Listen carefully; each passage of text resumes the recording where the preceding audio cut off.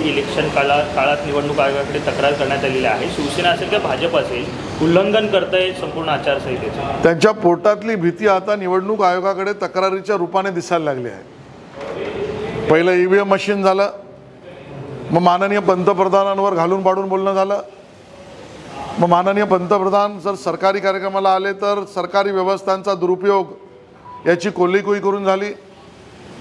आता त्यानंतर काही निवडणूक आयोगाकडे तक्रार करायची असतील तर त्यांना तो अधिकार आहे, पण त्याच्या अगोदर जनता हे पाहते की आता निवडणुकीत जिंकण्याची क्षमताच महाआघाडीत राहिलेली नसल्यामुळे ते हा प्रकार करतायत। त्याचा काय नेमका सारांश समजायचा काय? महाराष्ट्र विकास आघाडी नावाचं जे काही एक नाटक चालू आहे, त्या नाटकामध्ये तुझ्या गळा माझ्या गळा गुंफू आघाडीच्या माळा याचा अर्थ काय? सुप्रसिद्ध कविता भारत आंबेजींची होती, त्याचा अर्थ तर खूप चांगलाच होता, पण त्याचं विडंबन बघायचं झालं तर तुझ्या गळा माझ्या गळा असं करत करत महाराष्ट्र विकास आघाडीचे सर्व पक्ष एकमेकाचा गळा पकडायला निघाले आहेत। काँग्रेसने तर उबाटा गटाच्या विरोधामध्ये मैत्रीच्या लढतीचा ऐलान केला।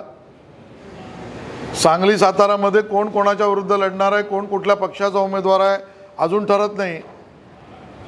वंचितच्या वर आरोपांच्या फैरी झाडण्याचं काम त्या ठिकाणी काँग्रेसही करते आहे आणि त्यामध्ये उबाटा गटही करतोय। राष्ट्रवादी काँग्रेसचा शरदचंद्र पवार गटाला अजून हे कळतच नाही आहे की ईशान्य मुंबईमध्ये त्यांचा उमेदवार आजी आहे का माझी आहे, आणि म्हणून एकमेकाचा गळा पकडणारी लोक महाराष्ट्राचं आणि देशाचं भलं काय करणार? आणि म्हणून एका अर्थाने महाराष्ट्रामध्ये एका अर्थाने हे गळे पकडण्याचा कार्यक्रम हा महाविकास आघाडीच्या सर्व पक्षांचा एकमेकाच्या विरोधातला आहे। उद्धव ठाकरे गटात प्रवेश करतात, त्यांना उमेदवारी दिली नाही। मला असं वाटतं की आमच्या उष्ट्यावरच ज्यांचं पोट भरतंय अशीच अवस्था उबाटा गटाची आहे, आणि म्हणून आमच्याकडनं जे पडून राहिलं आहे, जे उष्ट्यावर टाकलं गेलं आहे त्याच्यावर पोट भरणं हे संजय राऊत यांना लखलाप लागलं।